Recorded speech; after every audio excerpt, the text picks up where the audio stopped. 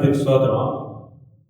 நம்ம பார்க்கிறோம் இந்த சங்கீதம் 46:1 வசனத்துல, சங்கீதம் 46:1, தேவன் நமக்கு அடைக்கலமும் பலனும் ஆபத்து காலத்தில் அனுகூலமான துணையுமானவர். நம்ம உலக வாழ்க்கையில அநேக கஷ்டங்களுக்குள்ளாக போயிருப்போம், அநேக பிரச்சனைகளுக்குள்ளாக போயிருப்போம். எல்லா பிரச்சனையில இருந்தும் கர்த்தர் நம்மை பாதுகாத்தார், நம்மை பாதுகாத்து நடத்தி இருக்கிறார். அநேக காரியங்கள்ல நம்ம மாட்டிக்கொண்டிருக்கிறதான சூழ்நிலையில இருக்கும்போது கூட கர்த்தர் என்ன செய்யறாரு, நம்ம ஆபத்து காலத்துல நமக்கு துணையா இருக்கு, நமக்கு ஆலோசனை கொடுத்து நம்மை நடத்துகிற தேவனா இருக்கிறார். இந்த உலகத்துல பார்க்கிறோம் அநேக காரியங்கள் திடீர்னு நடக்குது. நம்ம நிலைக்காத நேரத்துல சில காரியங்கள் ஆபத்துகள் வருதுன்னு நம்ம பார்க்கிறோம். நம்ம சங்கீதத்துல அந்த 46:1 தொடர்ந்து நம்ம வாசிச்சாக்கா, ஆகையால் பூமி நிலை மாறினாலும் மலைகள் நடுச்சமுத்திரத்தில் சாய்ந்து போனாலும் அதில் ஜலங்கள் கொந்தளித்து பொங்கி அதில் பெருக்கினால் பர்வதங்கள் அதிர்ந்தாலும் நாம் பயப்படுவோம். நம்ம பார்க்கிறோம். அப்படி வந்தாலும் பயப்பட மாட்டேன் அப்படின்னு சங்கீதக்காரரு சொல்றதை நம்ம பார்க்கிறோம். ஏன் பயப்பட மாட்டாரு? கர்த்தர் அவரோடு கூட இருக்கிறார். கர்த்தர் அவரோடு கூட இருக்கிறார். இந்த சங்கீதக்காரருக்கு கூட அந்த தாவீது ராஜா நம்ம பார்க்கிறோம், ஆடு மேய்த்து கொண்டிருக்கும் போது அநேக பிரச்சனைகள், கஷ்டங்கள், இந்த சிங்கம், கரடி இப்படிப்பட்டதான காட்டு மிருகங்கள் என்ன செஞ்சிச்சு, அந்த ஆட்டுக்குட்டிய தாக்க முயன்ற பொழுது அவர் என்ன செஞ்சாரு, அது அவரு சொந்த கையினால அடிச்சு கொண்டாரு, தாடையை கிழிச்சு கொண்டு போட்டாரு நம்ம பார்க்கிறோம். இப்படி அநேக பிரச்சனைகள் இருந்தாலும் தாவீது கர்த்தரோடு சார்ந்து ஜீவிச்சபடினால அவருக்கு எல்லா பிரச்சனையும் கர்த்தரோடு இருக்கிறபடினால அவருக்கு அந்த விசுவாசம், கர்த்தர் எனக்குள்ள இருக்கிறாரு, அவர் சொல்ற வார்த்தையெல்லாம் ஒரு நம்பிக்கை ஊட்டக்கூடிய வார்த்தை, ஒரு விசுவாசத்தை நமக்கு வர்த்திக்கப்படக்கூடியதான வார்த்தை தாவீதோட வாயிலிருந்து வர்றதை நம்ம பார்க்கிறோம். நம்முடைய வாயில கூட அநேக காரியங்கள் நம்ம பேசுறோம். பிரச்சனைகள் வரும்போது, கஷ்டம் வரும்போது கர்த்தர் நம்மோடு கூட இருக்கிறார், கர்த்தர் என்னை பாதுகாப்பாரு, கர்த்தர் என்னை பலப்படுத்துவாரு, கர்த்தர் இப்படிப்பட்டதான சூழ்நிலையிலிருந்து என்னை மாற்றுவாரு, என்னை ஆசீர்வதிப்பாருன்றதான விசுவாசம், நம்பிக்கை நமக்கு இருக்கணும். நம்ம விசுவாசம், நம்பிக்கை கர்த்தர் மேல இருந்தாலும் நம் கர்த்தரோடு கூட இணைந்து பயணிக்க முடியும். நம்ம சொந்த ஆலோசனையின்படி நம்ம நடந்தா நம்ம போய் சேரக்கூடியதான இடத்துக்கு நம்ம போய் சேர முடியாது. அநேக வேலைகள்ல இப்ப அந்த காலத்துல இப்படி பூமி நிலை மாறியான பர்வதங்கள் நிலை பெயர்ந்தாலும் நான் பயப்பட மாட்டேன் அப்படின்னு சொல்றாரு. அப்ப இந்த காலகட்டத்துல நம்ம பார்க்கிறோம் அநேக விதமான நம்ம பிரச்சனைகளை சந்திக்கிறோம். உடம்பு பலகீனமான உடம்பு வியாதி பிரச்சனையை சந்திக்கிறோம், பண பிரச்சனையை சந்திக்கிறோம், மன உளைச்சலை சந்திக்கிறோம். இப்படி அநேக காரியங்களை நம்ம சந்திக்கிறோம். இந்த உலகத்துல நம்ம சந்திக்கக்கூடியதா இருக்குது. அந்த எல்லா காரியத்தில இருந்தும் நம்ம எதை நாடி நம்ம போறோம்? நம்ம சுயபலத்துல நிக்கிறோமா, இல்ல கர்த்தரோடு? அந்த தாவீது ராஜா சொன்னாரு, கர்த்தர் நம்ம என்னோடு கூட இருக்கிறாரு, கர்த்தர் அவரோடு கூட இருந்தபடினால்தான் அவரு பயப்பட மாட்டேன் அப்படின்னு சொன்னாரு. அப்ப அதே போல நம்ம கர்த்தரை சார்ந்து ஜீவிக்கும் போது அநேக பிரச்சனைகள், பண பிரச்சனை, கஷ்டம், வெள்ள போல சோதனை வந்தாலும் கர்த்தர் நம்மோடு கூட இருக்கிறாருன்றதான விசுவாசம் நமக்கு இருக்கும். அந்த விசுவாசம் நமக்கு இருக்கும். ஆனா நம்ம காரியங்கள் எல்லாம் பிரச்சனைகள் எல்லாம் அநேக பிரச்சனைகள் இருக்குது. அந்த பிரச்சனைகள்லாம் நாமே தீர்த்து வைக்கணும்னு நம்ம நினைச்சோம்னா நம்மால முடியாது. நம்ம அநேக காரியங்களை பார்க்கிறோம், நம்ம வேலை செய்யக்கூடிய காரியங்களை கூட பார்க்கிறோம். அநேக வேலைகள்ல நம்ம தகுதி இல்லை, ஆனாலும் நம்மளால செய்ய முடியுது. கர்த்தரோட கிருபையினால நம்ம செய்யறோம். கர்த்தர் நம்மை ஆசீர்வதித்து இருக்கிறாரு. சில வேலைகள்ல நம்ம ஒரு காரியங்களை நம்ம செய்யறோம், ஆனா அது சரியாகல, இல்ல பிரச்சனைக்குள்ளாக வருது. அந்த பிரச்சனைக்குள்ள நம்ம என்ன செய்யறோம்? அந்த நம்முடைய பலத்தை பயன்படுத்தி தான் அந்த காரியத்தை சரி பண்ண பார்க்கிறோம். கர்த்தர் நமக்குள்ள இருக்கிறாரு, கர்த்தர் நம்மை பாதுகாப்பாரு, கர்த்தர் நம்மை வழிநடத்துவாருன்றதான அந்த சிந்தை இல்ல. நம்ம என்ன செய்யறோம்? சொந்தமா போய் சில பிரச்சனைக்குள்ள மாட்டிக்கொள்ளக்கூடியதா இருக்கு. ஒன்னாவது நம்ம பார்க்கிறோம், தேவன் நமக்கு அடைக்கலமா இருக்கிறாரு. தேவன் நமக்கு அடைக்கலமா இருக்கிறாரு. நம்ம இஸ்ரவேல் காலத்துல நம்ம பார்க்கும்போது தேவன் சில அடைக்கல பட்டணத்தை கட்டினாரு. பிரச்சனை என்ன, கஷ்டத்துல மாட்டிக்கிட்டு பாவம் செஞ்சுட்டா என்ன செய்வாங்க? அடைக்கல பட்டணத்துக்கு ஓடி போயிடுவாங்க. அந்த அடைக்கல பட்டணம் என்ன செய்யக்கூடியதா இருக்குது? அவங்களை பாதுகாக்கக்கூடியதா இருக்கு. அந்த அடைக்கல பட்டணம் அவங்களை பாதுகாக்க ஆபத்துல இருந்து அவங்க என்னதான் தவறு செஞ்சிருந்தாலும் அடைக்கல பட்டணத்துல போய் பூந்துட்டாக்கா அவங்க ஒன்றும் செய்ய முடியாது. சேஃப் ஜோன் அடைக்கல பட்டணம். அப்ப கர்த்தரே நமக்கு என்ன எப்படிப்பட்டவரா இருக்காரு? அடைக்கல பட்டணமா இருக்காரு, அடைக்கலமா இருக்கிறாரு. சில பேரு கர்த்தர் எனக்கு அடைக்கலமா இருக்கிறாரு, கர்த்தர் எல்லா காரியத்தையும் செய்வாருன்னு சொல்லி என்ன செய்வாங்கன்னா அவங்க சொந்தமா ஒரு தீர்வை மனசுல நினைச்சுக்குவாங்க. சொந்தமா ஒரு தீர்வை மனசுல நினைச்சுக்கிட்டு அந்த கர்த்தர் அடைக்கலமா இருக்கிறாரு, எனக்கு என்னை பாதுகாப்பாரு, என்னை கர்த்தர் இந்த பண பிரச்சனையில இருந்தோ இல்ல வியாதி பிரச்சனையில இருந்தோ ஏதாவது ஒரு மன உளைச்சல்ல இருந்தோ பாதுகாப்பாரு அப்படின்னு மனசுல நினைப்பாங்க. ஆனா அவங்களோட சொந்த சொல்யூஷனை இப்படி செஞ்சு நம்ம சரி பண்ணிடுவோம், அவங்க சொந்த ஐடியா, அவங்க என்ன நினைக்கிறாங்களோ அதை கொண்டு வந்து கர்த்தருக்குள்ள திணிக்க பார்ப்பாங்க. இப்படி நம்ம செஞ்சா நல்லா ஆயிடலாம் அப்படின்னு நம்ம சொந்த முயற்சியில சொந்த ஐடியால நம்ம அந்த காரியத்தை செஞ்சு சரி பண்ணலாம். கர்த்தர்கிட்ட வர வேண்டிய அவசியம் இல்லை. நம்ம கர்த்தர்கிட்ட வரும்போது என்னால ஒண்ணும் முடியல ஆண்டவரே நீங்க உதவி செய்யுங்கன்னு சொல்லிதான் வரணும். அந்த அடைக்கல பட்டணத்துக்கு என்னால ஒண்ணு அந்த அடைக்கல பட்டணத்துக்கு ஓடுறோம் என்ன செய்வான்? ஐயோ எப்படியாவது எனக்கு ஏதாவது இந்த ஒரு காரியத்தை செஞ்சுட்டேன், ஒரு தவறு செஞ்சுட்டேன், நான் தப்பித்துக் கொள்ள வழி இருக்கா? வழியே இல்லை, தப்பித்துக் கொள்றதுக்கு வழியே இல்லை. ஆனா நான் அடைக்கல பட்டணத்துல போய் சேர்ந்துட்டேன்னா எனக்கு பாதுகாப்பு. அப்படிதான் நினைச்சு என்ன செய்வான்? யாராவது நம்ம போலீஸ்காரனா எவனாவது ராணுவம் வந்து நம்ம பிடிச்சு கொள்றதுக்கு முன்னுக்கு நம்ம எப்படியாவது அடைக்கல பட்டணத்துல ஓடிடுவோம். பெரிய தவறு செஞ்சுட்டேன், கொலை செஞ்சுட்டேன், ஆனாலும் நான் எப்படியாவது அடைக்கல பட்டணத்துக்கு போயிடணும், அங்க இருந்தாதான் எனக்கு பாதுகாப்பு அப்படின்னு சொல்லி என்ன செய்யறான்? அவன் முடிவு எடுக்கிறது அந்த அடைக்கல பட்டணத்துக்கு போறதுக்காக தான். எப்படியாவது போய் சேர்ந்தோம். அதே போல நம்ம ஒரு பிரச்சனை நமக்கு வந்திருக்குது, அந்த பிரச்சனைகளை தீர்வையும் கொண்டுகிட்டு நம்ம இந்த பிரச்சனைக்கு இதுதான் தீர்வுன்னு மனசுல நினைச்சுக்கிட்டு கர்த்தர்கிட்ட கொண்டு போகக்கூடாது.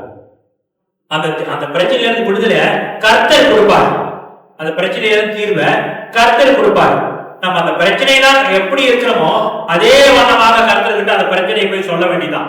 கர்த்தர் காரியத்தை வாய்க்க வல்லவராகிறார். அநேக வேலைகள்ல நம்ம கர்த்தர்கிட்ட போறோம், ஆனா அந்த காரியம் வாய்க்காம போகுது. அந்த பிரச்சனையில இருந்து ஒரு விடுதலை கிடைக்கல. ஏன் கிடைக்கலனாக்கா அந்த பிரச்சனைக்காக நம்மோட வழியில எப்படி தீர்வோ அந்த வழியை, அந்த தீர்வின் வழியை நம்ம கொண்டு போய் அங்க வைக்கிறோம். ஆண்டவர் சொல்றாரு தெளிவா, உன் வழிகள் என் வழிகள் அல்ல, உன் நினைவுகள் என்னுடைய நினைவுகளும் அல்ல அப்படின்னு ஆண்டவர் சொல்றாரு. அப்ப நம்ம ஒரு பிரச்சனையில போகும்போது 100% அந்த பிரச்சனைக்கு தீர்வு கர்த்தரிடத்திலிருந்து தான் வரும்னு நம்ம என்ன செய்யணும்? நம்ம 100% நம்பணும்.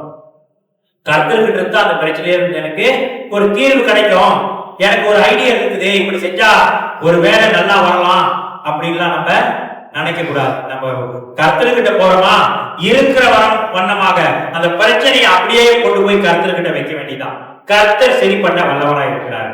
நம்மளோட ஐடியால நான் அப்படி செய்யல, அப்படி செஞ்சு இப்படி செஞ்சா நல்லாயிரும் அப்படின்னு சொல்லி நம்ம ஒரு தீர்வை கொண்டுட்டு கர்த்தர்கிட்ட காமிச்சாது வாய்க்காது. ஏன்னா நம்ம அடைக்கல படுறதுக்கு போறோம், ஒன்றும் முடியல, என்னால ஒன்றும் செய்ய முடியாது பட்சத்துல தான் என்ன செய்யறோம்? கர்த்தர்கிட்ட போறோம். அப்ப கர்த்தர்கிட்ட போகும்போது வறுமையா தான் போனோம், என்னால ஒண்ணும் முடியாது, கர்த்தராலதான் காரியங்களை வாய்க்க பண்ண முடியும் அப்படின்னு நம்ம முழுமையா நம்பி விசுவாசிச்சு கர்த்தர்கிட்ட போகும்போது கர்த்தர் விடுதலை கொடுக்க வல்லவராய் இருக்கிறார். ஏன் நம்ம இந்த உலக வாழ்க்கையில கூட அநேக பயங்கள், கஷ்டங்கள், துன்பங்கள், துயரங்கள் இப்படி வரலாம். ஆனா அந்த அடைக்கல பட்டணத்துல அவருக்கு எப்படி பாதுகாப்பு கிடைக்குதோ அதே போல கர்த்தரை நம்ம சார்ந்து ஜீவிக்கும் போது, கர்த்தர் பக்கமா இருக்கும் போது அந்த பிரச்சனையில இருந்து, கவலையில இருந்து நம்ம அந்த காரியங்கள் எல்லாம் கர்த்தர் மேல வைக்கும் போது கர்த்தர் என்ன செய்வாரு? அதுல இருந்து நமக்கு விடுதலை கொடுக்க வல்லவரா இருக்கிறாரு. நாமே எல்லாத்தையும் தூக்கிக்கிட்டு, நாமே எல்லா காரியத்தையும் செஞ்சுக்கிட்டு, அது நாமே அத காரியங்களை செஞ்சுக்கிட்டு இருக்கிறோம்னு நினைச்சாக்கா அது என்ன சரி எப்படி வராது? சரியா வராது. நாம் நம்முடைய காரியத்தை கர்த்தர்கிட்ட ஒப்பு கொடுக்கணும். அப்பதான் கர்த்தர் காரியத்தை செய்ய முடியும். நாம் சொந்த பலத்தினால ஏதாவது செஞ்சிருவோம் அப்படின்னு நினைச்சுக்கிட்டு நாம் கர்த்தர் பக்கமா வர்றது தவறு. நாம் கர்த்தரை சார்ந்து ஜீவிக்கிறோம், கர்த்தர் பக்கமா இருக்கணும். கர்த்தர் நம்பிதான் 100% கர்த்தர் நம்பி வரும்போது கர்த்தரே அதுல இருந்து நமக்கு விடுதலை கொடுக்க வல்லவரா இருப்பாரு. சில வேளைகள்ல நமக்கு பலகீனமா இருக்கும். பலகீன நேரத்துல அவர் பலம் தருகிறவராக இருக்கிறார். பலகீன நேரத்துல அவர் பலம் கொடுக்கக்கூடியவராக இருக்கிறார். நம்ம உலகத்துல நம்ம செய்யக்கூடிய காரியம்லாம் ஒரு லிமிட், ஒரு ஒரு ஒரு லிமிட் தான். அதுக்கு மேல நம்மளால செய்ய முடியாது. நம்ம பலகீன உள்ள மனுஷங்க. நம்ம பலகீனவராக இருக்கிற அப்படின்னால நாம 100% கர்த்தரை சார்ந்து ஜீவிச்சாதான் ஆகும். நம் பலகீனர்னு அறிந்து நம்மளால முடியாத காரியத்தை செய்ய ஆரம்பிக்க கூடாது. நம் கர்த்தர் மேல சார்ந்து காரியத்தை செய்யும் போது கர்த்தர் எல்லா காரியத்தையும் வாய்க்க செய்ய வல்லவரா இருக்கிறாரு. ஒருவேளை நம்மளால நம்முடைய பலத்தினால செய்ய முடியாது, நம்ம சோர்ந்து போயிருப்போம், வறண்டு போன நிலவரத்துல காணப்படுவோம். அது மாதிரி நம்ம சத்துக்கு அப்பாற்பட்ட காரியமா இருக்கும். அப்படி இருக்கும்போது நம்ம என்ன செய்யணும்? கர்த்தர்கிட்ட சார்ந்துதான் நம்ம அந்த காரியத்திற்கு விடுதலையை பெற்றுக்கொள்ள முடியும். நம்மளால பெற்றுக்கொள்ளவே முடியாது, அது வரம்பு மீறி, அது நமக்கு அப்பாற்பட்டதான காரியம். ஆமா, அப்பாற்பட்டதான காரியம் தான். ஆனா கர்த்தர் நம்மோடு கூட இருக்கிறார். நம்ம வாசிக்கிறோம் பிலிப்பியர் 4:13. பிலிப்பியர் 4:13.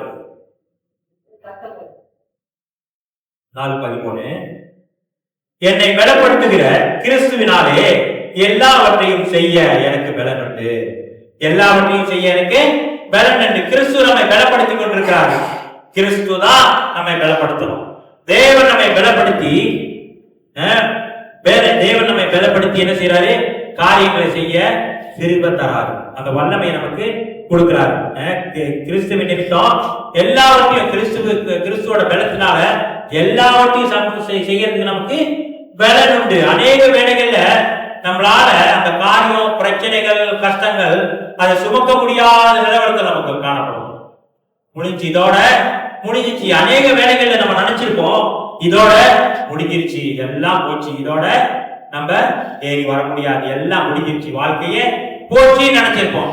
ஆனா கர்த்தர் மனசு வச்சபடினாலதான், கர்த்தரை நம்பி நாம் ஜீவிக்கிறபடினாலதான் கர்த்தர் என்ன செய்யறாரு? நம்ம இன்னும் கர்த்தர் பட்சத்துல வைத்து நம்மை ஆசீர்வதித்து உலக காரியத்திலும் சரி, ஆவிக்குரிய காரியங்களிலும் சரி, கர்த்தர் நம்மை ஆசீர்வதித்து நடத்தி வராரு. அநேக காரியங்களை நம்ம வாழ்க்கையில நம்ம திரும்பி பார்க்கும்போது அநேக பிரச்சனைகளை நம்ம மாட்டிக்கொண்டிருந்தோம்.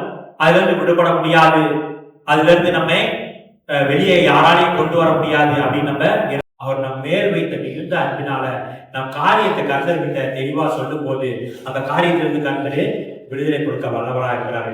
இதை போலமா 2000 வருஷத்துக்கு முந்தி உலக ஜனங்களுக்கு, புறஜாதியாருக்கு தொழுது கொள்ள தேவன் இல்லை, பாதுகாப்பு கொடுக்க கர்த்தர் இல்லை, அவங்களோட பிரச்சனையை சொல்லி அழுவதுக்கு கர்த்தராக இயேசு கிறிஸ்து இல்லை. அவங்க என்ன பிரச்சனை வந்தாலும், கஷ்டம் வந்தாலும் சொல்லி அழுவதுக்கு, மார்புல சாய்ந்து கொள்றதுக்கு கர்த்தராய் தாயை போல இருக்கிற கர்த்தராக இயேசு கிறிஸ்து இல்லை. அவங்க எல்லாம் பிரச்சனை இல்லை, அழுந்தாங்க. ஆண்டவரே, எங்களுக்கு ஒரு கடவுள், எங்களுக்கு ஒரு மீட்பர், எங்களுக்கு ஒரு ரட்சகர் வேணும், எங்களை பாதுகாக்க வேணும், எங்களை நடத்த வேணும்னு சொல்லி எவ்வளவோ தடவை புறஜாதியாரு 2000 வருஷத்துக்கு உயர்ந்திருப்பாங்க. ஆனா கர்த்தர் அந்த கண்ணீரெல்லாம் பார்த்து அந்த கதறுதலின் சத்தத்தை கேட்டு கர்த்தர் என்ன செய்தாரு? பூமிக்கு வந்தாரு. பூமிக்கு வந்து எல்லாருக்கும் ஒரு அந்த பிரச்சனையில இருந்து கர்த்தர் என்ன செஞ்சிருக்காரு? ஒரு விடுதலை கொடுத்திருக்கிறாரு. இப்ப எல்லாரும், உலக ஜனம் எல்லாரும், எனக்கு ஒரு கர்த்தர் இருக்கிறாரு, எனக்கு ஒரு கர்த்தராக இயேசு கிறிஸ்து இருக்கிறாரு, எந்த பிரச்சனையில நான் மாட்டிக்கொண்டாலும் அவர் என்னை மீட்க வல்லவரா இருக்கிறாரு, அவர் என்னை தப்புவிக்க வல்லவரா இருக்கிறார் சொல்றதுக்கு மார்புல சாய்ந்து கொள்ள கர்த்தராக இயேசு கிறிஸ்து நமக்கு இருக்கிறார். அநேக வேலைகள்ல நம்ம கஷ்டப்படுகிற வேலையிலையும் துன்பத்தின் நேரத்திலையும் கர்த்தர் நம்மோடு கூட இருக்கிறார். நாம் விசுவாசிக்கிறோம், கர்த்தர் நம்மோடு கூட இருக்கிறார்.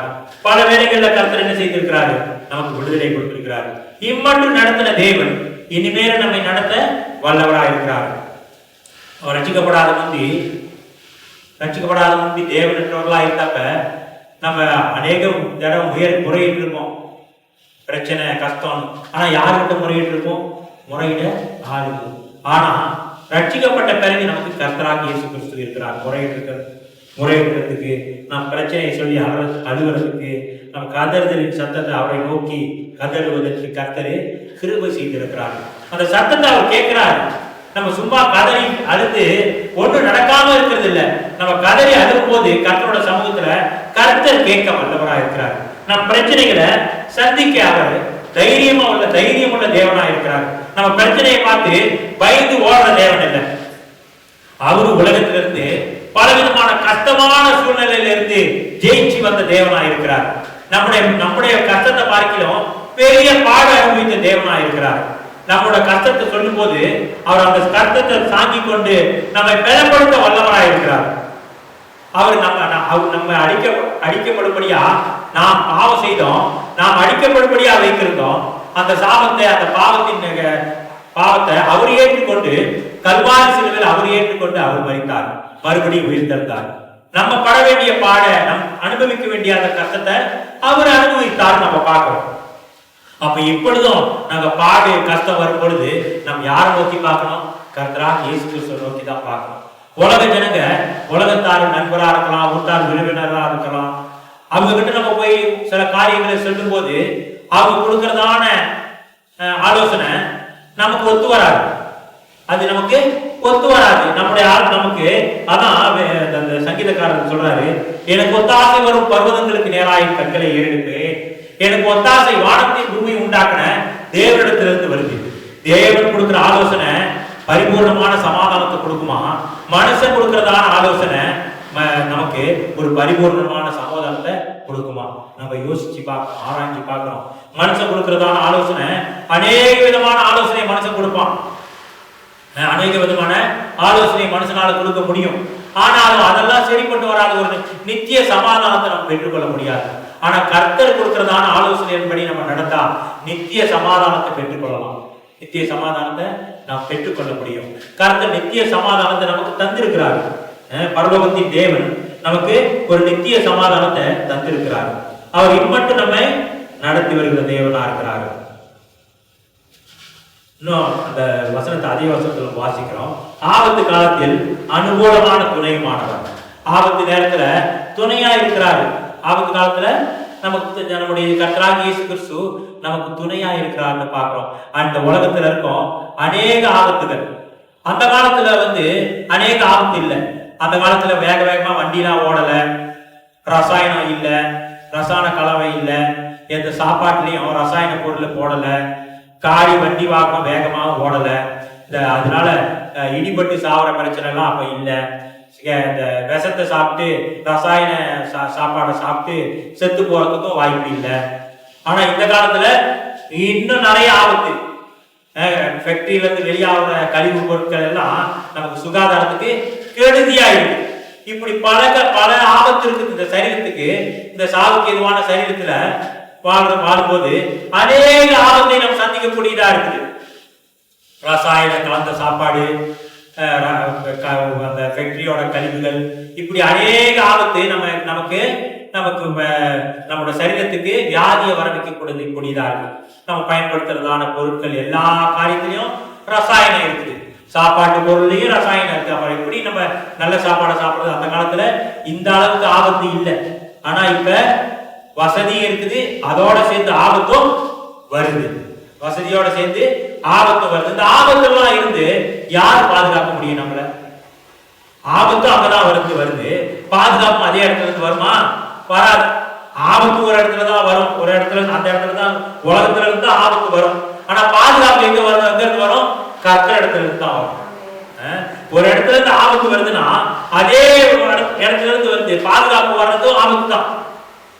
உலகத்திலிருந்து ஆபத்து வருது.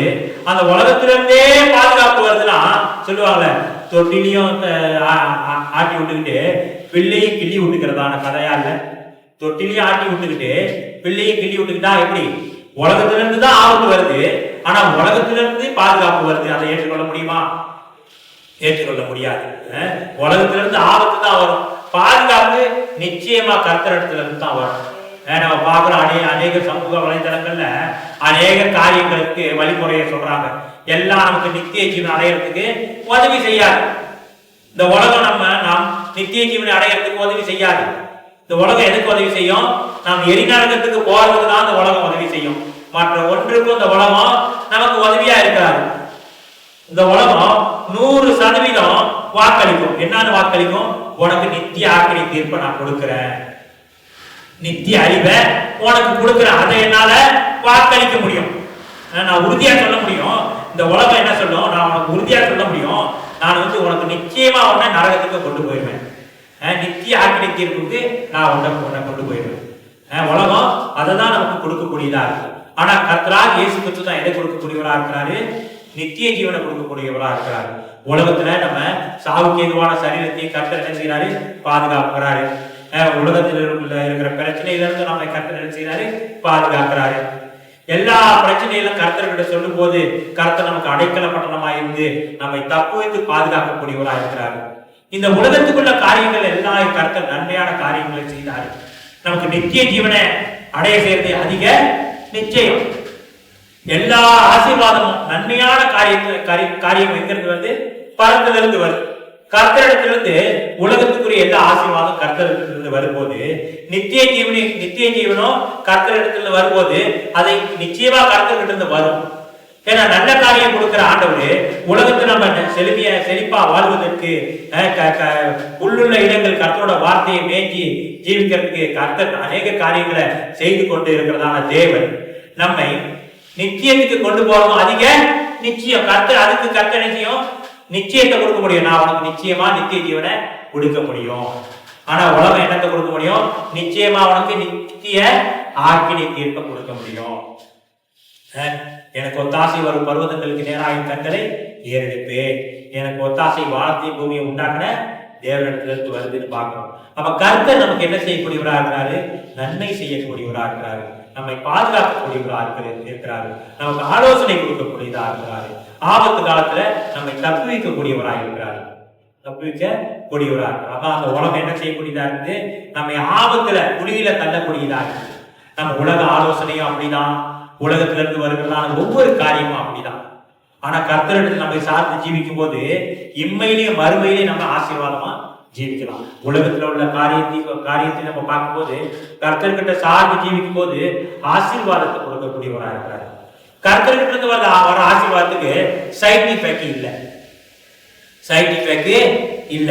உலகத்துல இருந்து கிடைக்கிறதான எல்லா காரியத்துக்கும் என்ன இருக்குது? ஆபத்து சேர்ந்து வரும். உலகத்துல சீனி கண்டுபிடிச்சிருக்கா, வெள்ளைச்சீனி. அந்த வெள்ளைச்சீனியோட சேர்ந்து இனிப்பு நீரும் வருது, வெள்ளைச்சீனியோட சேர்ந்து இனிப்பு நீரும் வருது. உலகத்துல என்ன கண்டுபிடிச்சிருக்கிறான்? என்ன சாப்பாடாவே சாப்பிட்டுக்கிட்டே இருப்பது என்ன ஆகுது? ரத்த கொதிப்பு சேர்ந்து வருது, சேர்ந்தே வருது. ஆண்டவர் கொடுத்த மண்ணாவில சைட் எஃபெக்ட் இல்ல, ஆண்டவர் கொடுத்த காடையில சைட் எஃபெக்ட் இல்ல. ஆனா உலகத்துல ஃபேக்டரியில இருந்து வெளியாகி வருது என்ன வெளியாகினாலும் சீக்குதான், ரசாயன சீனியை சாப்பிட்டாலும் உலகத்துல இருந்து வர்றது இதெல்லாம் ஆபத்து தான். அதனாலதான் நம்ம எதை நோக்கி பார்க்கணும்? கர்த்தரை நோக்கி பார்க்கணும். இந்த உலகத்துல இருக்கிற சாப்பாடை சாப்பிட்டு வியாதி வந்தாலும் யார் நம்மை சுகப்படுத்துறா? தேவன் தான் நம்மை சுகப்படுத்துறாரு. நாம் அதுக்காக தான் தேவனை சார்ந்து ஜீவிக்கணும். உலகத்தை சார்ந்து ஜீவிச்சா நமக்கு ஒரு பயனும் இல்லை. எனக்கு ஒரு தாசை வரும் பர்வதங்களுக்கு நேராக என் கண்களை ஏறெடுப்பேன். நம்ம பார்க்கிறோம் இப்படியா கர்த்தர் நமக்கு நன்மையான காரியங்களை வைத்திருக்கிறார். மலைகள் நிலை பெயர்ந்தாலும் கர்த்தர் என்ன செய்யறாரு? கர்த்தரோட கிருபை நம்ம இப்படி விலகி போகிறது இல்லை. எப்படிதான் இருந்தாலும், எப்படிப்பட்ட சூழ்நிலை தான் நம்ம இருந்தாலும் கர்த்தர் நம்ம ஏற்றுக்கொள்ள வல்லவரா இருக்கிறாரு. நம்ம எப்படிதான் மற்றவங்க பார்வைக்கு அருவருப்பா இருந்தாலும் கர்த்தர் நம்ம ஏற்றுக்கொள்ள வல்லவராக இருக்கிறார். அவர் ஏற்றுக்கொள்ளுகிறார். மற்றவங்களோட பார்வைக்கு நம்ம அருவருப்பாகவும் நம்ம பேச்சு சரியில்லாமையும் ஒரு வித்தியாசமான வடிவத்துல இருந்தாலும், ஆனா கர்த்தர் எப்படி இருந்தாலும் அதே நிலவரத்திலிருந்து இரு கரத்தை நீக்கி நம்மை வரவழைக்க கர்த்தர் வல்லவரா இருக்கிறார். அதான் தேவன் நமக்கு அடைக்கலமும் பலனும் ஆபத்து காலத்தில் அனுகூலமான துணையா இருக்கிறார். கர்த்தரை நம்பி நாம் ஜீவிக்கும் போது, கர்த்தரை சார்ந்து நாம் ஜீவிக்கும் போது மெய்யாகவே ஆசீர்வாதத்தையும் பலத்தையும் நித்திய ஜீவனையும் நாம பெற்றுக்கொள்ளலாம். ஆனா கர்த்தரை சார்ந்து ஜீவிக்காம நாம் மனம் போல ஜீவிச்சோம்னா உலகத்துல நமக்கு தெரியும் அநேக ஆபத்து, உலகத்துல அநேக ஆபத்து. இப்ப சொல்றதான ஆபத்து. என்ன ஆபத்து? இப்ப நம்ம என்ன சொல்றோம்? வண்டி வாகன வேகமா ஓடுது ஆபத்து, ரசாயன பொருள்னால ஆபத்து, இன்னும் நிறைய காரியம் கண்டுபிடிச்சுட்டு இருக்கிறான். இன்னும் நிறைய காரியம் கண்டுபிடிச்சுட்டு இருக்கிறான். உலகத்துல எல்லாமே நமக்கு ஆபத்தை வர வைக்கக்கூடியதா இருக்குது. ஆபத்தை வர வைக்கக்கூடியதா இருக்குது. ரோபோட்டை கண்டுபிடிச்சுக்கிட்டு இருக்கிறான். அதனால என்ன என்ன ஆபத்து உலகத்துல வந்து நேரிடுமா நமக்கு தெரியாது. நம்ம இருக்க வேண்டியதான் நம்ம பார்வைய கர்த்தரை நோக்கி. கர்த்தரால் இயேசு கிறிஸ்து நம் விசுவாசத்தை துவக்கிறவரும் முடிக்கிறவருமா இருக்கிறார். அவரை நோக்கி பார்த்து உலகத்துல என்ன கண்டுபிடிச்சாலும் சரி, என்ன உலகத்துல வந்தாலும் சரி, ஆனா என் கண்கள் கர்த்தரை விட்டு வேற பக்கம் பார்க்காது அப்படின்னு சொல்லி நம்ம முடிவு பண்ணி நம்ம வாழ்க்கையை ஓட்டினா கர்த்தரு நம்ம ஆசீர்வதிப்பாரு. உலகத்துக்குரிய எந்த காரியத்தையும் நம்ம மட்டும் கர்த்தர் நம்மோடு பேசி இருக்கிறாரு. கர்த்தரோட வார்த்தையை கேட்டு ஜீவிப்போம். கர்த்தர் நம்ம ஆசீர்வதிக்க வல்லவராக இருக்கிறார்.